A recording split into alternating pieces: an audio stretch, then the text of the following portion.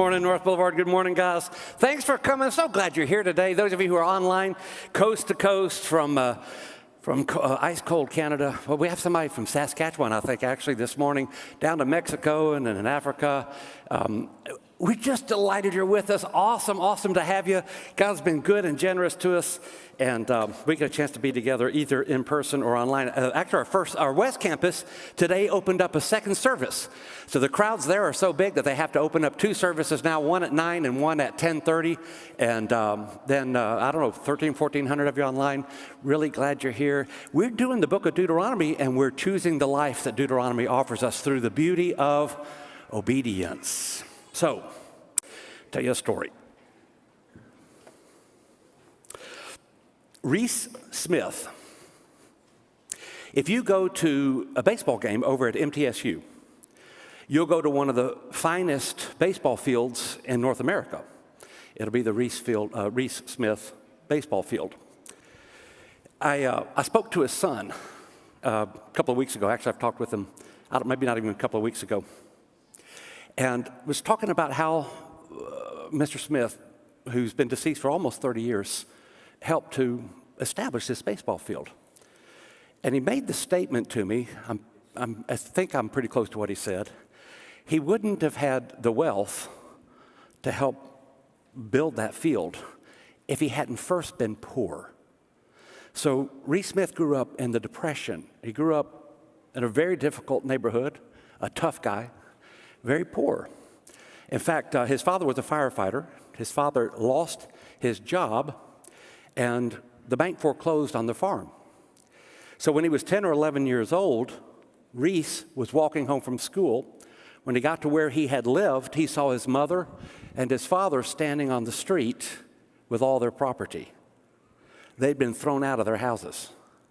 Now, it might be difficult for us in a land after Social Security and all the safety nets we get with entitlements in the U.S.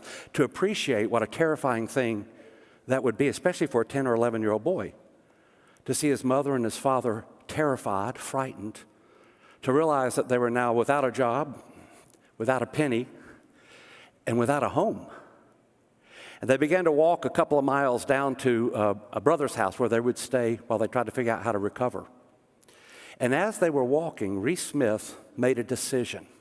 So I don't know what all his painful memories were. All of us have painful memories. But this surely was one of the greatest painful memories. And he made a decision then and there. I will not be a poor man. And so his journey began. He took a job, even as a young boy, he took a job delivering milk. For those of you who are younger, yes, they used to actually bring the milk to your house and put it on your front porch.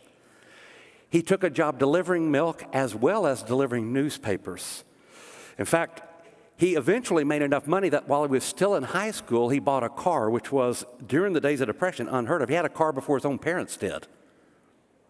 At first, he had to go to a high school in Nashville that was a poorer high school, but he went there because they offered uniforms and he didn't have the clothing for high school. That was how he would get his clothing. But then eventually, because of his work, he ended up going to a magnet high school. When he graduated, he came to MTSU to play football. As soon as he got here, World War II broke out. I helped with the funeral for Wink Midget. The business school is named after him. One of the buildings over at the MTSU is named after Wink Midget. And he told me this as well. He said, when the war broke out, as a group, every single football player at MTSU got in a set of vehicles and drove down and joined the U.S. Armed Forces to go fight against Imperial Japan and Nazi Germany, including Reese Smith, who also went. So he joined the military, and by the time he got out, it was too late to finish his athletic career, which was a very promising career. In fact, he's in the Tennessee Athletic Hall of Fame, Reese Smith is. He took a job as a firefighter, as his dad had done, but he realized he couldn't really make the kind of money he needed for his growing family, so he began to sell candy. He would go to the store selling candy, Butterfingers and Babe Ruth candy bars, and he was good at it. He was good at selling. So good at it, in fact, that the corporate headquarters asked him to move to Chicago. He didn't want to leave his home, so he realized, I'm going to have to find another job. He decided he would start building. Couldn't get a construction loan, but he could get a mortgage, so he started to build his own house, and then he sold it before he got it finished. He did this, by the way, 16 times. So his family moved 16 times before he finally got his business up and running. And really, the rest is history. Because Reese Smith became such an accomplished developer that so many of the things we take for granted here in Middle Tennessee can trace many of their roots back to him. One of the owners of the Nashville Speedway, one of the founders and owners of the Nashville Sounds, the baseball team. If you go to the Cool Springs Galleria, you can thank the Smiths for this, for developing this area. Not only the athletic center here at MTSU, but the athletic center at Lipscomb Academy, also named after Reese Smith. In fact, there's probably not a lot of places in Brentwood and Franklin and that part of Nashville that haven't in some way or another been touched by this man. So as I was talking to his son, who's married to my cousin, I didn't even talk to him. I wasn't thinking about a sermon. I just was listening to tell the story. I just had a simple question. And I got the story. I started listening to the story, and I thought, I got to share this with everybody. One of the things that his son said to me, Steve, who also has kind of adopted the business, and Steve, by the way, he's the chair of the board at MTSU. He was very kind to me on the phone, too, by the way, very kind and very generous. And he said, Daddy never forgot what it was like to be poor. And he just made his mind up, he's not going to live that way. So here's the deal. All of us have painful memories. Sometimes we're a victim of something that leaves a scar on us, leaves a great amount of pain. Some of you have been victims. You grew up in terrible households, unloved, abused. We can't even go into all of it. Sometimes we're the victim, and sometimes, to be honest, we're the perpetrators. Sometimes we're a little of both. The question that I want to raise today based on Deuteronomy chapters 9 and 10 is this. What are you going to do with your painful memories? I'm going to come back to the Reese Smith story in a few minutes. But the thing he exemplifies is a guy who takes a painful memory and uses it as an engine to make the world a better place. Because your painful memory can either become your prison or it can become your engine. It'll be one or the other. It's either a prison where you sit in self-pity and self-loathing. It's either a prison where you don't know what to do, where your view of yourself, your self-esteem, your self-worth goes down. It's either something that keeps you really just holed up for the rest of your life, or you can take a painful memory and you can say, all right, I'm going to use that as the fuel, the engine to do something awesome. That's the choice we got. You have a painful memory. The question is, what are you going to do with it? That's Deuteronomy 9 and 10. I want to tell you something. We've been reading verse by verse through Deuteronomy, and every time I do a book, you know I read every single verse. But there are 51 verses today, and I decided I'm not going to read every verse, and I actually feel bad about it. But it's so many verses, and I'll go so fast you won't get it, so here's what I'm going to ask. I'm just going to do a few verses. I want to ask you to read Deuteronomy 9 and 10 this afternoon, so you get the text. Let me read just a few verses, set it up, and then let's talk about what we do with the weight of our painful memories. Here, Israel, this is Moses. Remember, he's in his second sermon. They're on one side of the Jordan River. They're about to cross over and take the land of promise. Moses is giving them this sermon, this speech about what to expect when they get there. And here's what he says. Hear, Israel, you're now about to cross the Jordan and go in and dispossess nations greater and stronger than you with large cities that have walls up to the sky. So I've mentioned this before. They came out of Egypt. They don't wall the cities in Egypt because they're so strong they don't need to. So these former slaves are going into a land to which they've never been, and they're looking at cities with walls like they've never seen before, and they are thoroughly intimidated by it. And Moses starts this out. Actually, this is the amazing thing. Moses starts the whole thing out not by giving them a pep talk, but by telling them, you're actually not all that good at people. Watch how he does it. So he says, the people are strong and tall. Anakites, these were the tall guys from the Hebron area. You know about them. You've heard it said, who can stand up against the Anakites?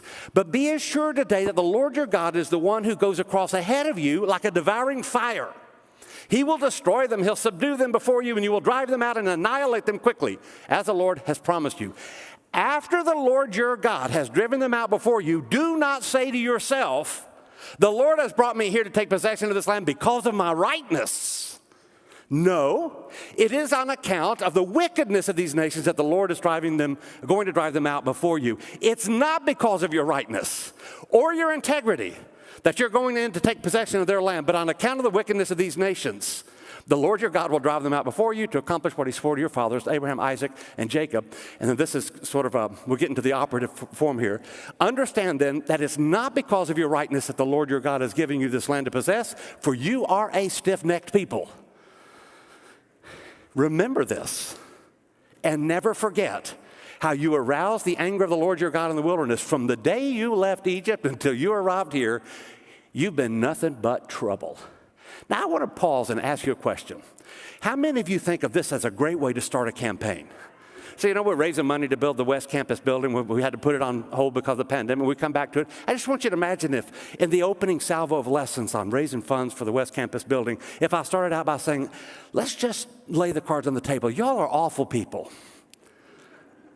From the minute we started this congregation in 1947 to today, you've been nothing but stiff-necked and awful. And I'd like to ask you to join me in raising $6 million.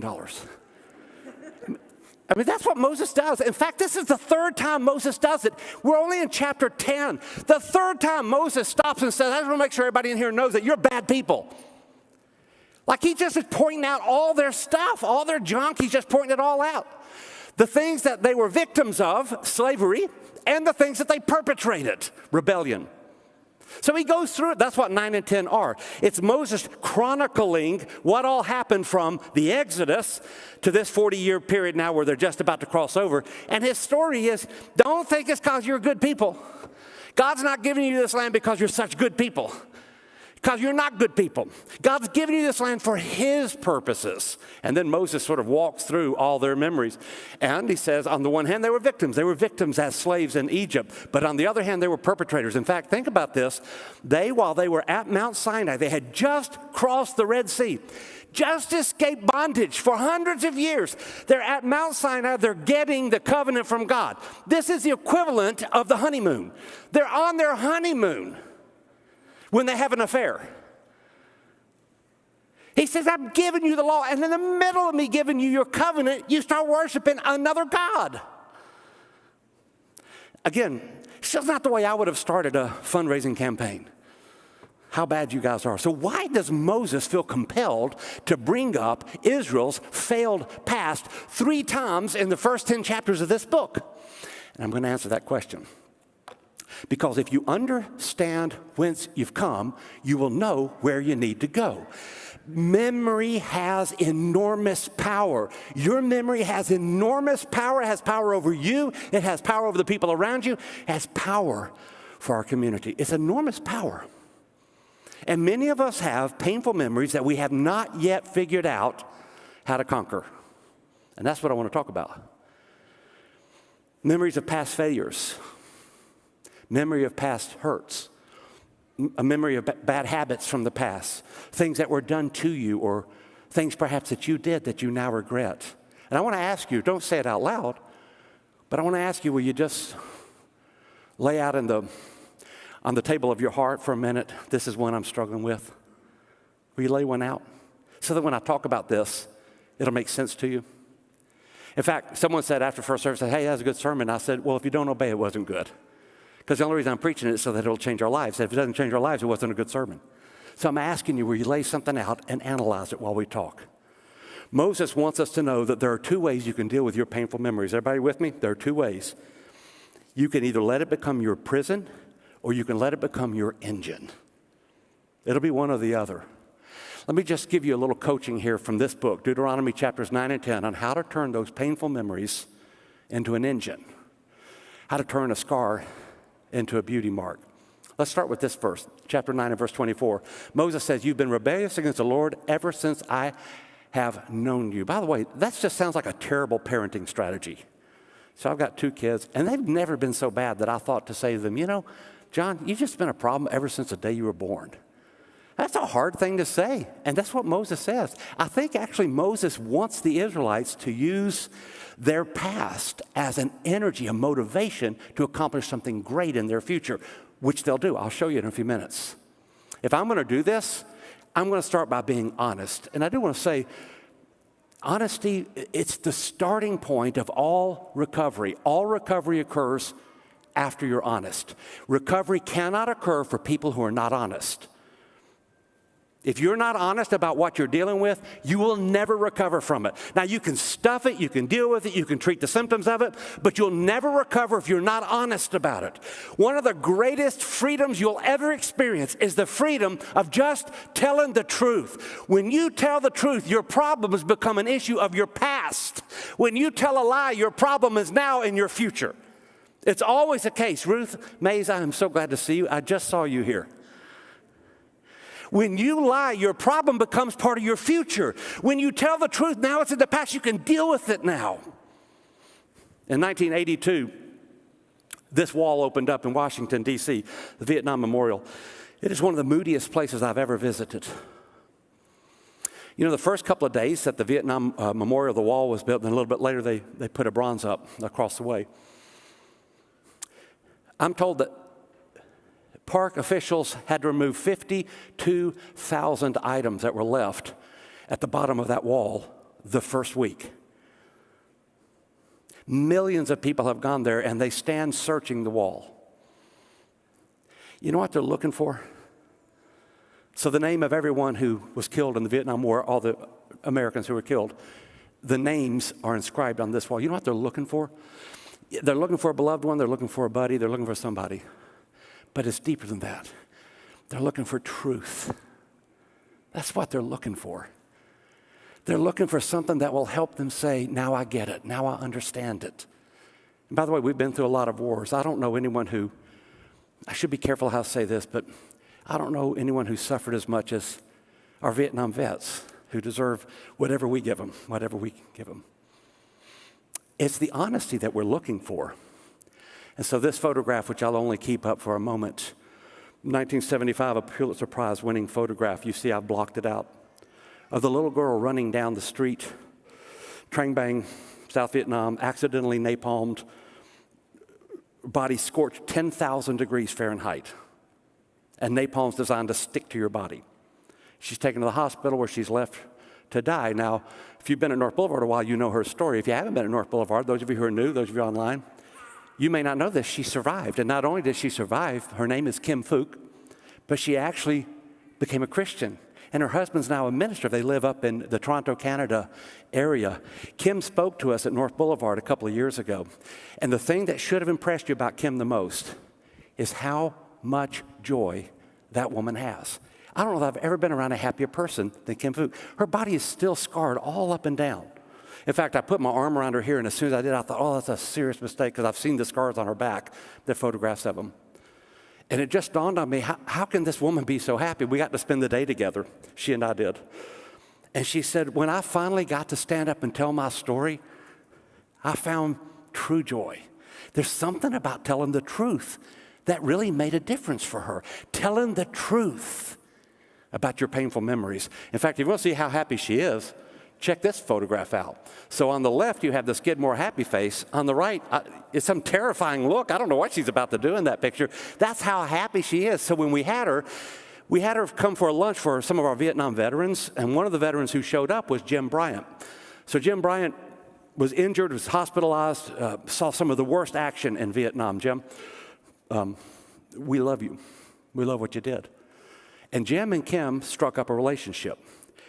He's now, she says, his American father, and she is now his Vietnamese daughter.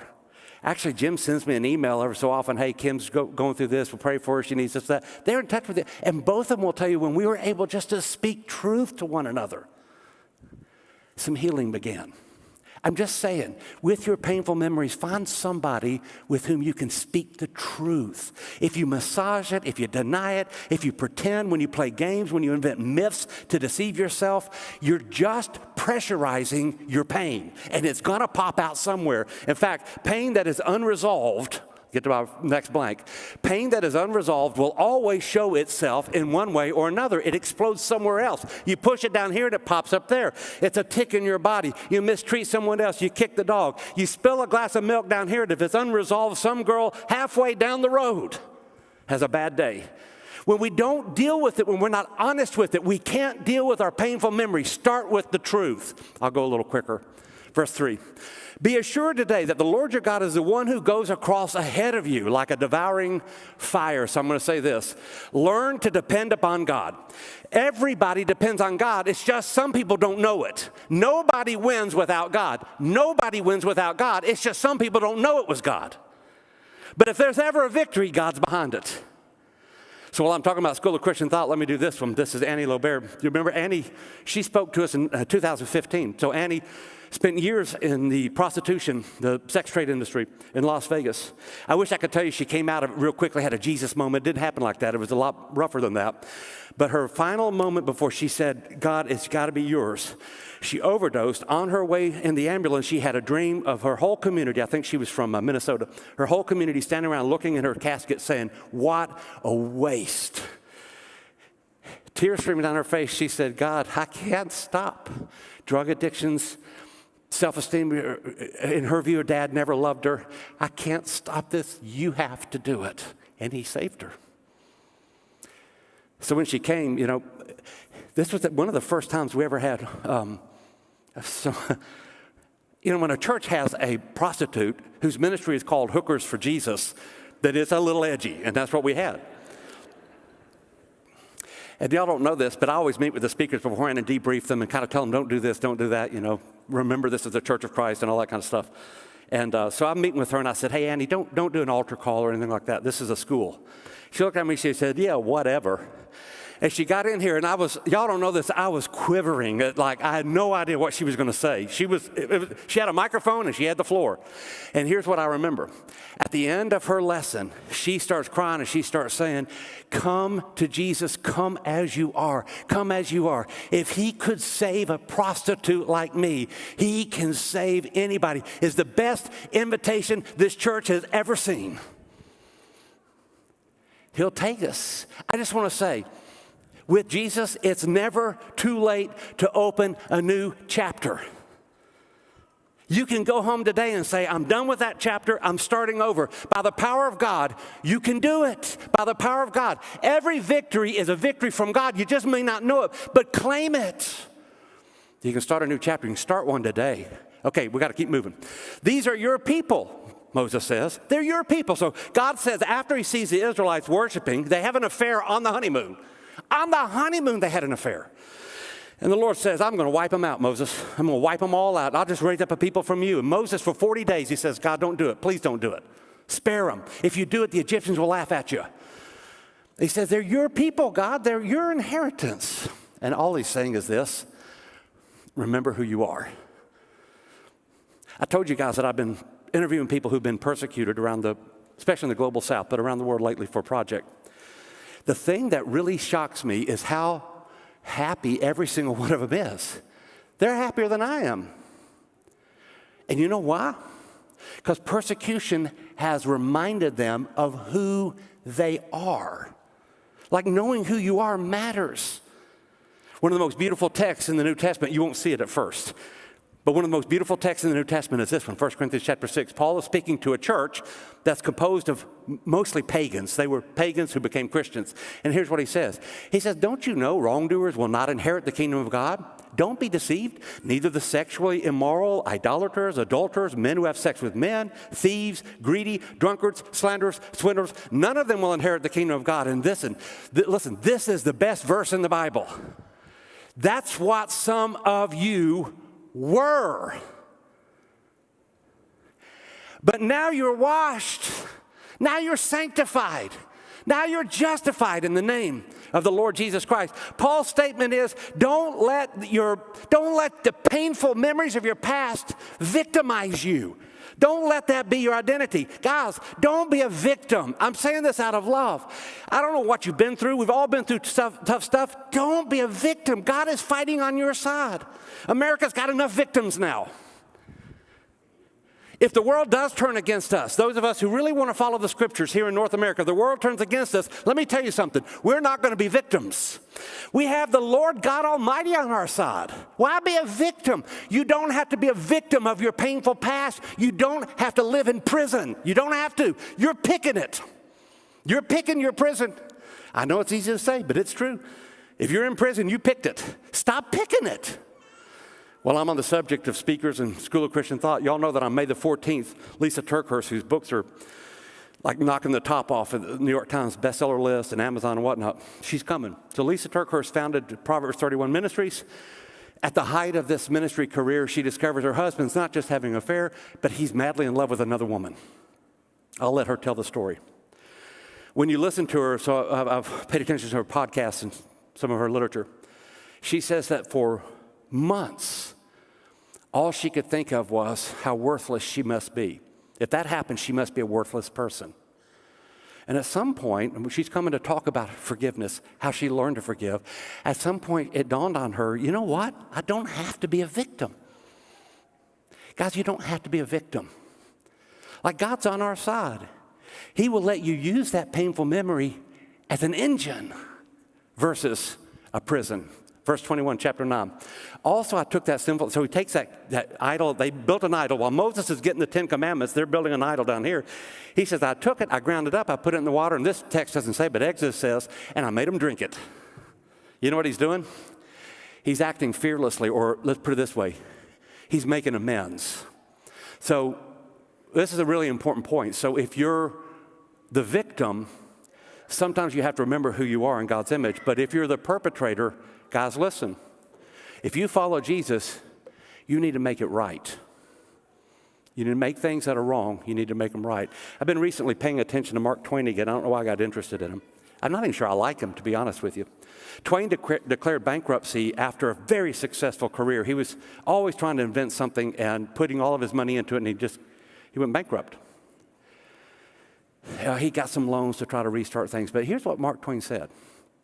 By the way, he wasn't a Christian. In fact, his wife was a devout Christian, and he talked her out of it, and he regretted that because she lost her faith. But as a non-Christian, he says that the only way he can sleep at night is to pay back his creditors. So after declaring bankruptcy, he worked for 5 years to pay back those whom he really didn't legally owe anymore because of his bankruptcy. You know what he was saying? He was saying, I can't rest at night knowing I haven't made things right with everyone else. There's so much power that comes when you try to make things that are broken right. Like if you've hurt somebody, make it right. You don't have to live in that prison. I'm going to tell you, one of the sweetest things you can do is to go to somebody and say, I know I hurt you. What can I do to make it right? In fact, let me give you a little coaching here. Don't say I'm sorry. Don't say I'm sorry. Don't say I'm sorry. Everybody heard that? Instead say, what do I need to do to make it right? Because now you've placed your destiny in their hands. That's a real act of grace.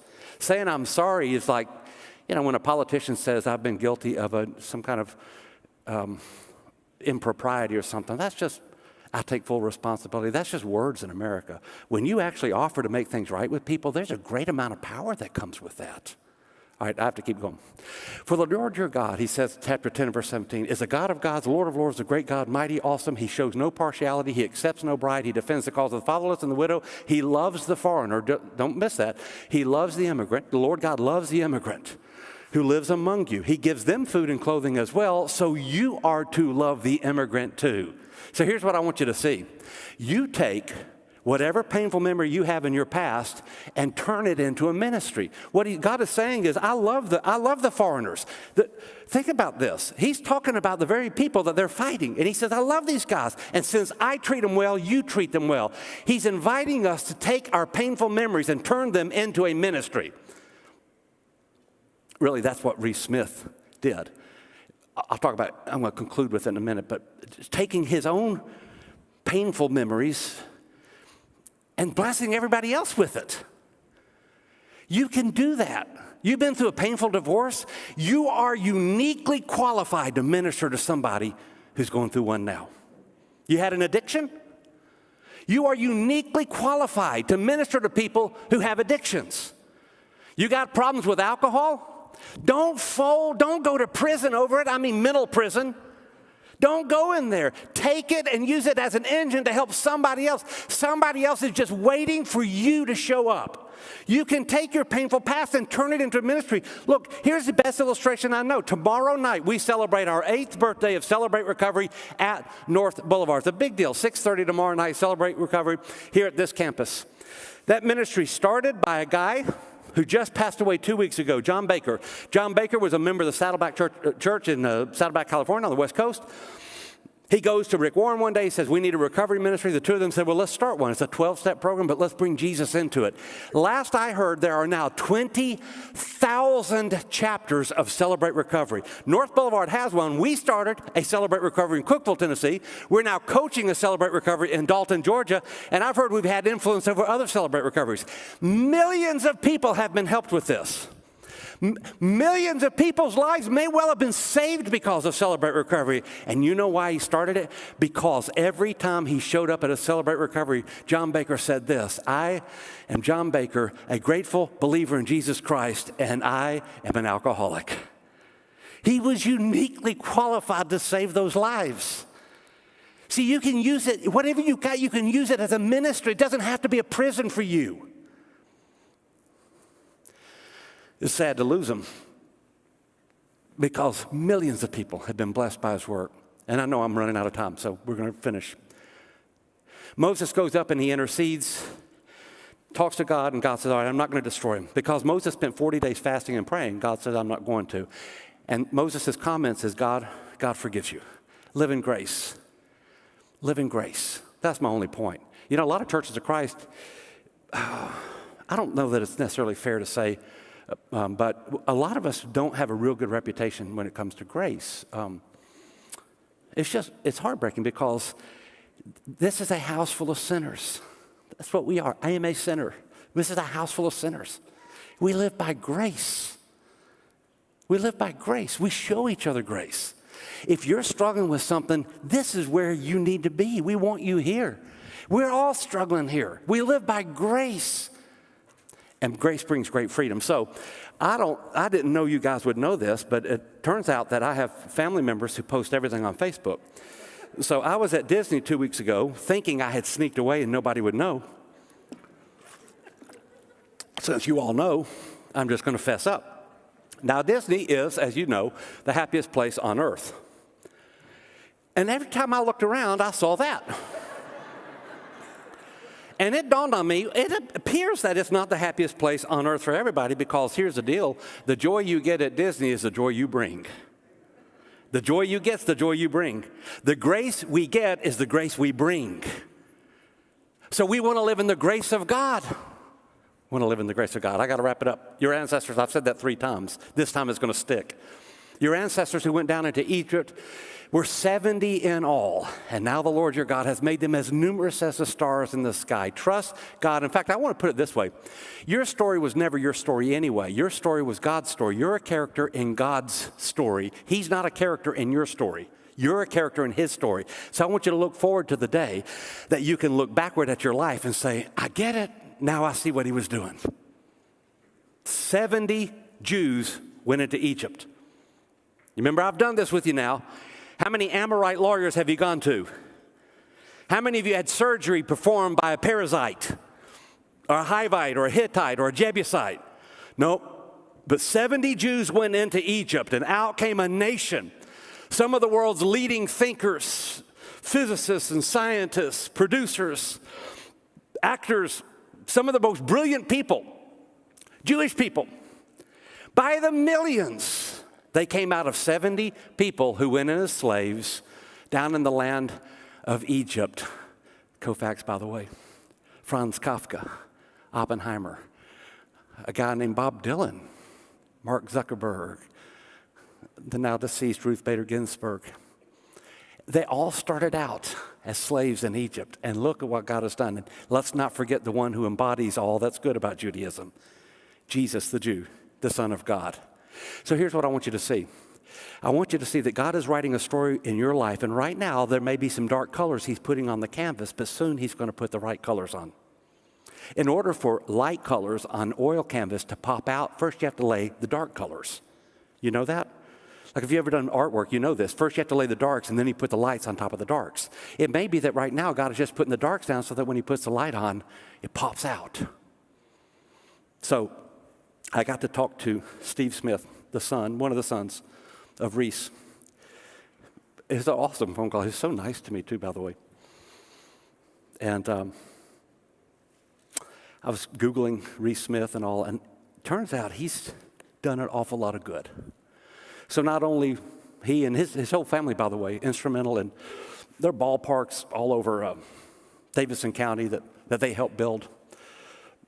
The ballpark here at MTSU at Lipscomb University. If you go to there's a park in Brentwood and Franklin, 300 and something acres, Marcellus Smith Park. That was the family farm. It's now a park. But he also had a heart for people who were hurting. Reese Smith did. So he would preach at the Nashville Union to the homeless guys. Just think about this. A guy this successful would take his time out. And not only went there, but he had a heart for the alcoholics. He wanted to help them. He just wanted to help them out. At his funeral, my cousin Denise told me, person after person would come up and say, you don't know this, but when I was hurting, Mr. Smith gave me the money I needed to avoid going under. And after first service, I had someone come up to me. He's a young man, he's finishing college right now, and he said, you know what? I didn't have the money to go to university. And I was telling my boss, and my boss actually helped pay for my university studies. And I said to him at one point, thank you for doing this. I don't know why you're doing it. And he said, well, I'll tell you why I'm doing it, because a guy named Steve Smith helped me when I was in trouble. And so I'm just passing it on to someone else. So the legacy of taking a painful memory, using it as an engine, is right in front of you. And I want to make sure that you understand, we all got painful memories. The question is, are you going to let them be your prison, or are you going to let them be your engine? So though I didn't call to ask this, as we were talking, Steve did say this, and I think I have this right. He said his dad once commented after leaving the Nashville Union, the homeless shelter. He said, you know, here's a guy who never forgot. He never forgot that day as an 11-year-old boy what it felt like to see his mom and dad standing on the street. He never forgot that. And so he says, if I help one person, it will all have been worth it. You guys get to pick what you're going to do with your memories. You get to pick. They can be a prison or they can be an engine.